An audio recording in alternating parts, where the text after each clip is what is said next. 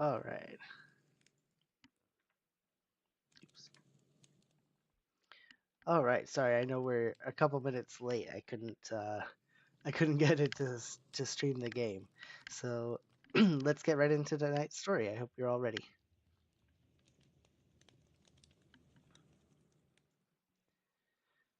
The Wreath Maker on the Hill, a co-author corner original mythic folk mystery, as told by the bookshelves. The season of first whispers. In the early spring, when the Pacific Northwest smells like rain waking up the earth, the little neighborhood on the hill begins to stir again. The long winter gray lifts, just a little, the clouds thin enough for sunlight to slip through in soft wandering beams, and the moss glows brighter than anything else, as if it has been waiting all year for this moment. New leaves unfurl on the alder and maple trees, trembling in the cool breeze. They rustle like quiet applause whenever the wind drifts through the neighborhood. And the children, restless from months indoors, spill out into the streets on their bikes, shouting to each other, daring each other, racing the wind down the hill. By the time summer settles in, the whole neighborhood feels warm again. Gardens bloom, windows stay open, neighbors wave from porches, and the cemetery beside the neighborhood, old, moss covered, quiet, becomes just another backdrop to their games. The parents don't mind. They grew up here too. They remember the same stories, the same warnings, the same shivers, and they remember how safe it all really was. But the kids hear things. Whispers when the wind moves just right, rustling that sounds like footsteps, echoes drifting between the trees and the leaning stones. And sometimes, when the sun dips low and the shadows stretch long, they swear they hear crying. Not loud, not close, just enough to make them pedal a little faster. The old man's stories. The old man at the end of the street doesn't help. He tells them stories, the kind meant to keep kids out of the cemetery after dark. Stories of a woman who wanders the grave searching for her lost child. Stories of a scream that sounds like someone's soul being torn loose. The kids pretend they don't believe him, but they do. A little. And bold kids, in warm weather, with long evenings and nothing to do, they start to wonder. They start to whisper. They start to dare. And one night, a warm night, with the air smelling of fresh leaves and the last of the day's heat still clinging to the pavement, they decide to prove they aren't afraid. They slip between the stones, giggling, whispering, shushing each other, until the fog rolls in low and soft, and the laughter dies in their throats. That's when they see it. A wreath. A simple circle of twigs, woven by hand, hanging from one of the oldest stones, the ones whose names have been worn away by rain and moss and time. It isn't scary. Not yet. Just strange. Out of place. A little too quiet. They don't know what it means. They only know it wasn't there yesterday. And then, the scream. A sound so sharp and human it freezes them where they stand. They run, out of the cemetery, down the hill, all the way home. They don't sleep well that night, even with their bedroom lights on, even with blankets pulled up to their chins, even with the hum of box fans in the comfort of familiar walls. By morning, the story has already changed. One kid swears the wreath moved. Another insists the fog thickened around them on purpose.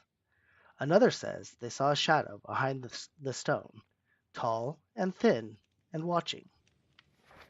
Fear does that. It fills in the blanks. But morning becomes afternoon, and afternoon becomes a school day like any other. Math worksheets, recess, lunch that tastes the same as yesterday.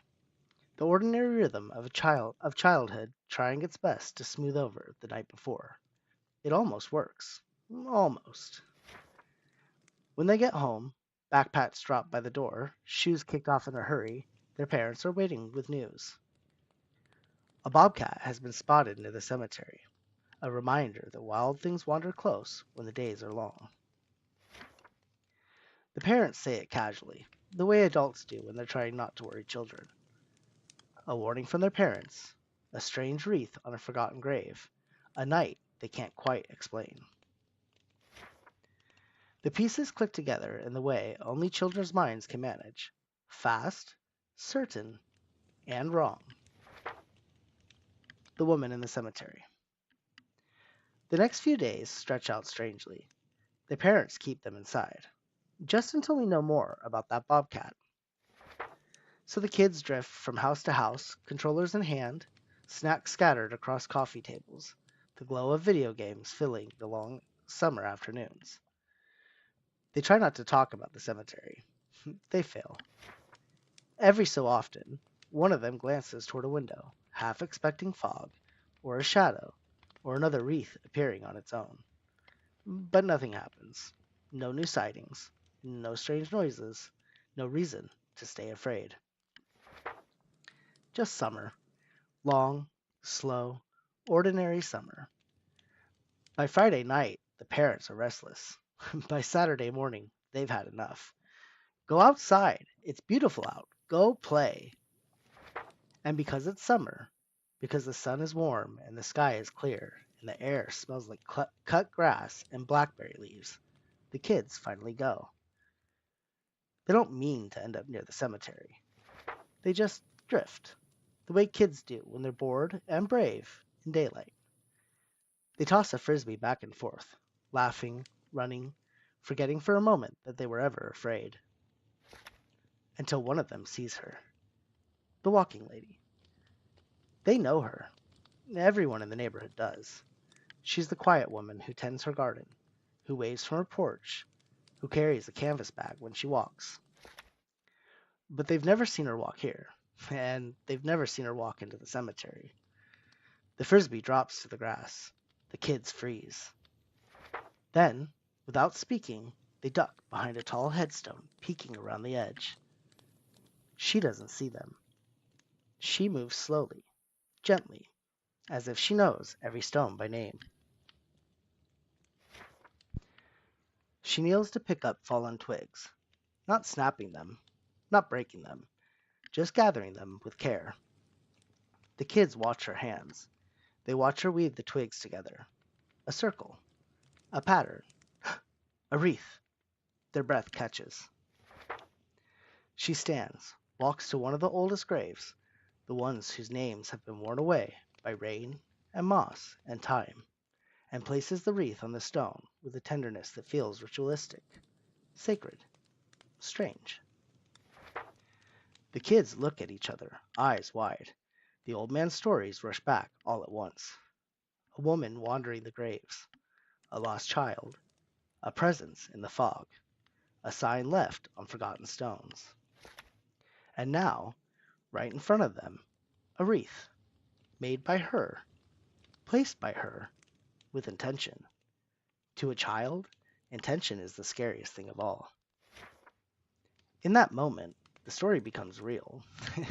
Not because it is true, but because they saw it with their own eyes. The walking lady isn't just a neighbor anymore. She is the witch. The walking lady. Helena Bauman had not lived in the neighborhood long, just long enough for the mailman to learn her name, for the barista to remember her order, for the neighbors to wave politely when she passed. She had moved here to be closer to her family, close enough to visit, far enough to have her own quiet. And this little hilltop neighborhood, with its river and its mossy cemetery, felt like the place she had been searching for, without knowing it. Helena was a beautiful woman, though she never thought of herself that way. Her beauty lived in her steadiness, her gentleness, her way of noticing things others overlooked. She had raised her children well, given them tools, not answers, and now, in this new chapter of her life, she felt something she hadn't felt in years. A beginning. Every morning was a fresh start.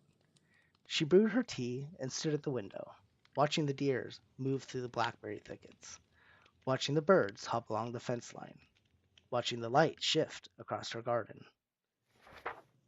By early morning, she was outside, walking the rows of flowers and vegetables, touching new leaves, pulling new weeds, breathing in the sweetness of blossoms she had coaxed into being. Sometimes she saw the neighborhood children racing past on their bikes. They rarely noticed her. Children rarely notice quiet things, but their laughter drifted up the hill like a memory of her own children, and it warmed her. Every afternoon, Helena walked down the hill, past the river to the cemetery. The climb was steep, but she loved it. It grounded her. It reminded her to breathe deeply, to feel the sun on her face, to listen to the world instead of rushing through it. She never took the same path twice. Her feet followed whatever felt right that day, and along the way she gathered twigs. Not broken ones, not dead ones, just the ones that seemed to want to be held. Her hands were soft, but lightly calloused from gardening. They knew what to do without thinking. She braided the twigs as she walked, letting the wreath swing gently with gravity, her fingers finding their places by instinct. She hummed as she climbed, little melodies she didn't remember learning, songs that felt like home. At the top, she always paused. The view of the harbor, the river winding through the town, the distant line of the ocean, it reminded her how small and precious everything was. On her way down, she completed the ritual she had kept since her first day here. There was one headstone, old, moss-covered, its name worn away by rain and time, that never had flowers. People walked past it without seeing it. Helena couldn't. She placed her wreath there, always, with a gentle hand resting on the stone for a moment. She didn't know who lay beneath it, but she knew what it felt like to be unseen, and this was her way of saying, I see you. Your life mattered. You are remembered. As she left the cemetery that afternoon, she saw the neighborhood kids running across the grass, picking up their bikes, cutting through the dirt path toward the woods. She hadn't realized they were there, but their laughter, bright, wild, and alive, brought her joy. She smiled, adjusted the strap on her canvas bag, and began the climb back up the hill to her garden and her warm tea and the quiet life she was learning to love. The trap at dusk. Summer was ending. The air had begun to taste like sharpened pencils and cooling earth, and the long golden evenings were slipping away one by one. The kids felt it, that last chance urgency, and they had spent the whole summer whispering, planning, arguing, trying to decide how to prove what they were now certain of. Helena Bauman was a witch. They had seen her in the cemetery. They had seen her weaving wreaths. They had seen her place one on a forgotten grave with a tenderness that felt like spellwork. And so, on the final warm evening before school began, they gathered in the cemetery with a bag of salt, 3 candles stolen from kitchen drawers, and a plan that felt brave and terrifying in equal measure. A salt circle, a trap, a way to catch her. They worked quickly, nervously, pouring the salt in a shaky ring around the old headstone, the one where she always left her wreath. One kid whispered, I don't know. She's always nice. She brought my mom herbs from her garden. Another kid hissed back, that was potion stuff? Magic herbs. That's what witches do. The candles flickered in the rising dusk. The shadows stretched long. The last of the sun slipped behind the hills and into the ocean. And then, the scream. That same soul-crushing, human-sounding scream that had chased them from the cemetery weeks ago. The kids froze, their hearts hammered. The salt circles suddenly felt too small, too flimsy, too childish. The witch, one of them whispered. She's coming. They huddled together, backs pressed to the cold stone, eyes wide in the dark. The evening walk. Helena Bauman had sat on her porch as the sky turned orange. A soft scarf wrapped around her shoulders, the one her mother had given her long ago. It wasn't cold, not really, but there was a bite on the wind, the first hint of fall. The scent of rotting berries and decaying leaves drifted up from the woods, that sweet earth smell that comes just before the frost. She sipped her warm tea, feeling the day settle gently around her. It was out of her routine to walk this late, but Helena lived by listening to her feet, to the wind, to the quiet tug of the moment. And tonight, her feet said, "Go." So she did. She walked only to the cemetery entrance, letting the last light brush her face, letting the evening settle into her bones. Then she heard it. The bobcat, a sharp, wild cry from up the hill. She paused, comforted by the fact that she had only taken a short walk. The sound was far, up in the cemetery, and she was already turning back toward home. But then she heard something else. Children screaming. Helena's heart lurched. She had forgotten her phone. She didn't know why the kids would be in the cemetery at dusk, but she knew one thing with absolute clarity. She had to help. She ran, up the hill into the dark, through the gate, her breath sharp in the cooling air. She didn't know where the children were. She didn't know where the bobcat was. She only knew she had to find them. Then she heard it, a child's voice, high and terrified. "There! The witch!" Helena spun toward the sound, and that's when the bobcat burst from the bushes. It leapt from the tree line, eyes glowing, muscles coiled, aiming straight for the cluster of children pressed against a gravestone. Helena saw a fallen branch, the big one she had dragged off the road 2 days ago after the windstorm. She grabbed it, wrapped her scarf around the end, and snatched one of the children's candles from the ground. A torch bloomed in her hands. She scooped up a handful of salt, not knowing why it was there, not knowing it was meant for her, and ran. The bobcat crouched, ready to pounce. Helena didn't think. She didn't hesitate. She threw the salt into the cat's face and planted herself between the children and the animal, torch blazing, voice steady. "Stay behind me, make yourselves big, and wave your arms." The children obeyed, shaking, crying, but doing exactly what she said. The bobcat hissed, blinked against the salt, and backed away, confused by the fire and the sudden wall of flailing limbs. Then it turned and vanished into the dark. Silence fell. The children stared at Helene, their witch, their monster, their misunderstanding, now standing in front of them, with a burning torch and trembling breath and eyes full of nothing but concern. One of them whispered, "She saved us." Another softer, She's not a witch?" Helena knelt, setting the torch aside, her voice gentle. "Are you hurt? Did it touch any of you?" They shook their heads. She exhaled, relief washing through her. "Good," she said. "Let's get you home." They walked together out of the cemetery, the torchlight flickering against the stones, the night settling around them like a blanket. And as they reached the gate, one of the children looked up at her, really looked and said, in a small, odd voice, "You looked angelic." Helena smiled, soft and a little sad. "Sometimes," she said, "the things we fear are not what they seem." The wind carried her words through the trees, and the children would remember them for the rest of their lives. The end.